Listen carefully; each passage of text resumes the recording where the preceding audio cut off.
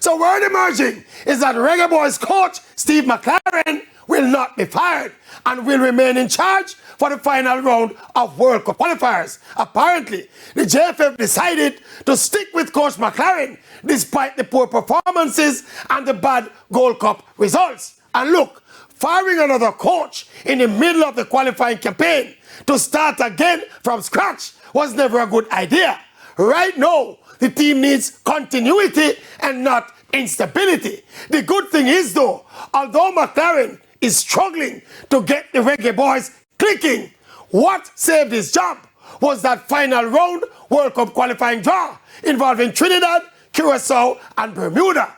Anyhow, with a drop in a tougher group with some better teams, McClaren would have to go. But right now, he remains for stability, as Jamaica should qualify for the World Cup in spite of McClaren and not because of McClaren. Okay, then.